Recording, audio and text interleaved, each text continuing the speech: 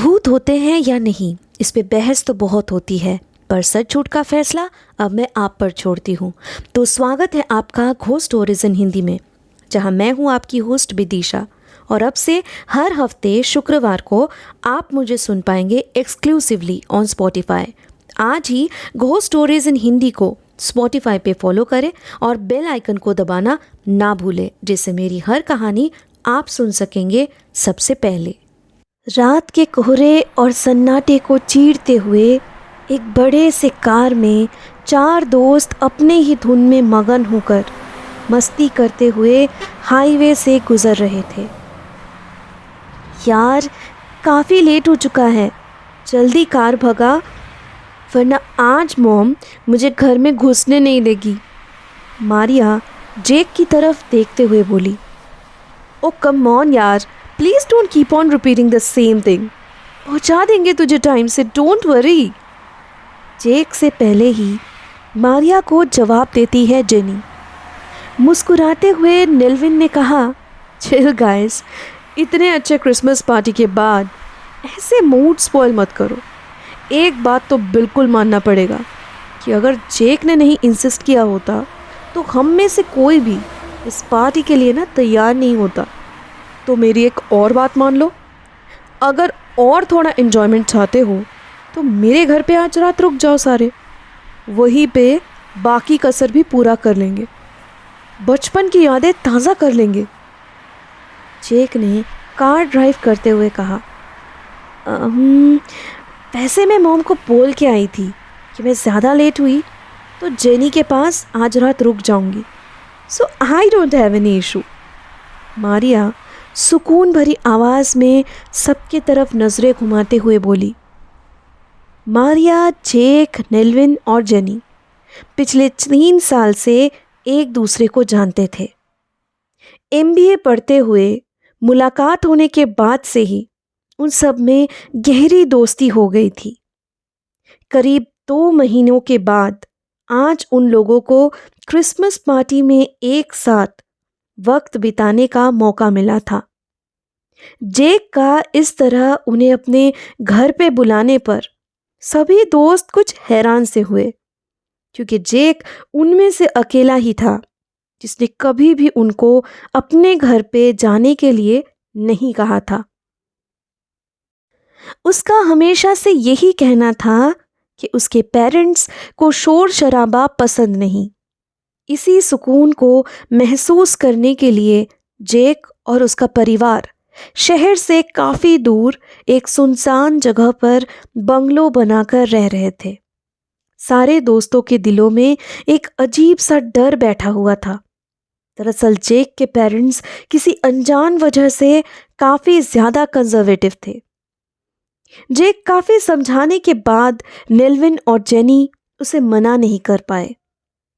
जेक fireplace के पास सबको coffee सर्व करते हुए बोला, be comfortable guys, mummy papa घर पे नहीं हैं, सो इतना ऑकवर्ड मत फील करो। अरे तो तुझे ये पहले बताना था ना यार, मैं कब से डर डर के इधर उधर देखे जा रही। जेनी की बातें सुनकर जेक हंसने लगा। मारिया कुछ सोचते हुए बोली, गाइस, मेरे पास ना एक आइडिया है, क्यों ना आज हम सब अपना अपना क्रिसमस विश सबके साथ डिस्कस करें। I mean, हम में से बचपन में सबने सांता क्लॉज को इमेजिन करके विश तो मांगी ही होगी। Christmas day is not over yet, तो हम सब आज फिर से वही बचकानी हरकतें करते हैं ना, फट से। पहले तो ऐसा सुझाव सुनकर किसी ने भी हामी नहीं भरी, पर थोड़े ही देर में जेनी ने कहा, यार बहुत हुआ, मारिया की बात ही माननी पड़ेगी, अब बोर हो रही हूँ मैं। बेहतर ये होगा कि हम क्रिसमस विश का गेम ट्राई करके देखें, हो सकता है उसमें अच्छा टाइम पास हो जाए। सबसे पहले मैं बताऊंगी कि मेरी विश क्या है। मेरी विश ये है कि मैं पूरी दुनिया में यूं ही घूमती रहूं और ढेर सारे खूबसूरत नज़ारे देखती रहूं। मारिया ने खुश मिजाज होकर कहा। नेल्विन ने फौरन कहा, वाओ, दैट साउंड्स ग्रेट। तो अब मेरी बारी। मैं चाहता हूँ कि मैं इतनी कामयाबी हासिल करूँ कि मेरे पूरे परिवार को मुझ पे गर्व महसूस हो। मैं उनकी सारी अधूरी ख्वाहिशें पूरा कर पाऊँ। जेनी ने नेल्विन की तरफ देखते हुए कहा, मैं तो बस यही उम्मीद करती हूँ कि मैं अपने सच्चे प्यार से मिल पाऊँ और हमेशा के लिए उसकी बनकर उसका परिवार संभालूं। जेक सर झुकाकर चुपचाप बैठा हुआ था। उसके अंदर एक अजीब सी बेचैनी महसूस हो रही थी। उसे मन ही मन ऐसा लग रहा था कि अगर उसने अपना विश बता दिया तो वो उन सबको नुकसान पहुंचा सकता है। लेकिन फिर भी झिझकता हुआ जेक अपने आप को रोक नहीं पाया और कांपते हुए आवाज़ में बोला,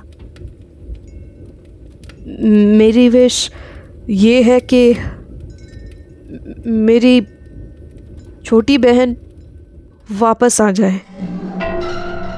बाकी के 3 दोस्त ये बात सुनते ही सहम गए।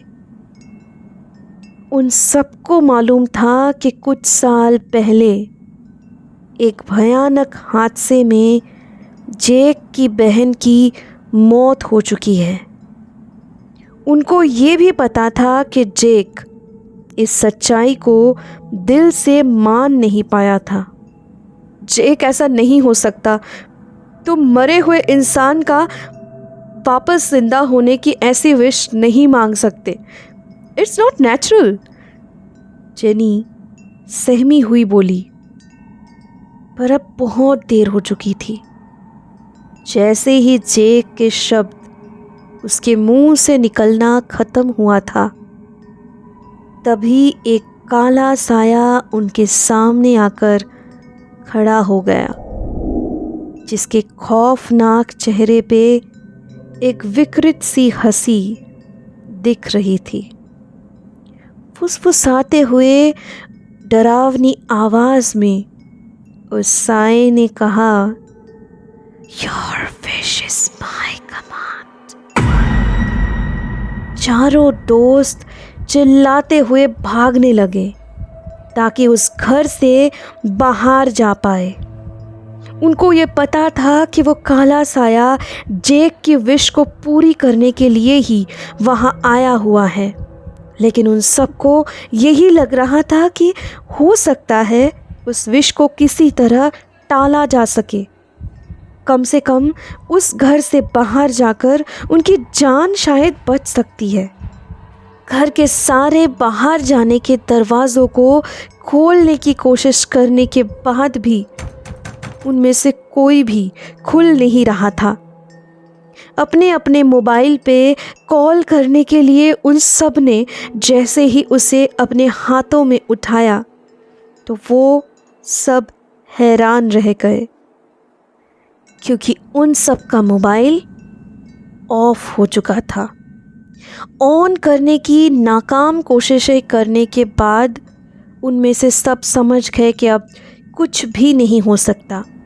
ऐसे तैसे अपने दोस्तों को लेकर जेक एक कमरे में जाकर छुप गया और दुख जताते हुए उसने कहा, मुझे माफ़ कर दो तुम सब। मैं नहीं जानता था कि ऐसा कुछ हो जाएगा। मेरी वजह से तुम लोगों को मत बोल। हम सब तेरा दर्द समझ सकते हैं। किसी भी अपने को खोने के बाद आदमी अंदर से टूट जाता है। फिलहाल के लिए हम सबको एकजुट होकर उपाय निकालना होगा। नेल्विन हिम्मत जुटाते हुए बोला, मुझे तो बस एक ही रास्ता दिख रहा है। मैंने सुना है कि अगर किसी रूह को उसके मौत के बाद बुलाया जाता है तो जिस किसी ने उसे बुलाया है उसे अपनी जान देनी होती है, नहीं तो वो आत्मा कभी वापस जाने के लिए तैयार नहीं रहती। It's a kind of spell So basically, Jake has to sacrifice his own life in exchange for his sisters. Maria ने जेक को देखते हुए कहा, Have you gone mad or what? भला जेक की क्या गलती है इसमें? बेकार के सुझाव मत दिया कर मारिया। कल सुबह तक यही रुके रहेंगे हम सब, फिर कोई ना कोई और उपाय ढूंढ ही लेंगे, जेनी ने सबसे कहा। लेकिन अगर मैंने अपनी जान दे दी तो क्या मेरी बहन वापस यहाँ आ जाएगी और हमेशा के लिए हम दोनों साथ रह पाएंगे? तुम्हें इसके बारे में कुछ पता है मारिया? जेक उतावला होकर बोला। जवाब में सर हिलाकर मारिया ने जैसे ही हाँ कहा, जेक तुरंत उठ खड़ा हुआ और बोला, अलविदा दोस्तों। ये कहकर जेक उस कमरे का दरवाज़ा खोला और बाहर चला गया। मारिया, जेनी और नेल्विन उसके पीछे दौड़े, पर जब तक वो हॉल में पहुंचे तब तक सब खत्म हो चुका था। जेक फर्श पर लेटा हुआ था और उसके हाथ से खून बह रहे थे। अपना नस काटकर उसने खुदकुशी कर ली थी। एक बार फिर उस काले साए को अपने सामने देखा उन तीनों ने, पर इस बार उनके साथ और भी दो धुंधले से काले साए दिख रहे थे। उनमें से एक साए ने कहा, माई क्रिसमस विश केम ट्रू। मेरी बहन अब से मेरे पास ही रहेगी। मारिया, जेनी और नेल्विन को इस बात से बहुत तकलीफ हो रही थी कि जिस रात को यादगार बनाने के लिए उन लोगों ने क्रिसमस विश जैसा खेल शुरू किया था, उसकी कीमत उन्हें अपने दोस्त की जान खोकर चुकानी पड़ी। उन्हें ये भी पता चल चुका था कि जेक को आखिरकार अपने प्यारी बहन के साथ रहने का मौका मिला था और वो बहुत खुश था। उस रात के बाद हम सबकी ज़िंदगी बदल सी गई। अगले दिन नेल्विन को अब्रॉड से जॉब का ऑफ़र आया। He was very happy. He made his parents proud. उसके बाद मारिया एक ट्रैवल इन्फ्लुएंसर बन गई। अब वो देश के कोने कोने पे घूमती है, अब्रॉड जाती है, इधर उधर बस अपनी ज़िंदगी जी रही है वो घूमकर। दुनिया के सारे खूबसूरत नज़ारे अपने आंखों से देख रही है वो, जैसा कि उसने विश मांगा था। और मुझे भी तुम मिल गए जेम्स। मुझे मेरा सच्चा प्यार मिल गया। मैं तुम्हारे साथ अच्छे से अपनी ज़िंदगी बिता रही हूँ। पर पता है जेम्स, जेक की यादें और उस खौफनाक रात को मैं आज भी याद करती हूँ तो मेरी रूह कांप उठती है। 4 साल हो गए इस बात को, पर मैं, नेल्विन और मारिया फिर कभी भी क्रिसमस डे सेलिब्रेट नहीं कर पाए। जेनी ने अपने पति जेम्स को देखते हुए कहा। घोस्ट स्टोरीज इन हिंदी को स्पॉटिफाई पे फॉलो करते वक्त बेल आइकन को दबाना ना भूलें, जिससे मेरी हर कहानी आप सुन सकेंगे सबसे पहले। अब से हफ्ते के हर शुक्रवार को मैं आपके लिए लाऊंगी ऐसी कहानियाँ जो आपके डर के परिभाषा को बदल के रख देगी।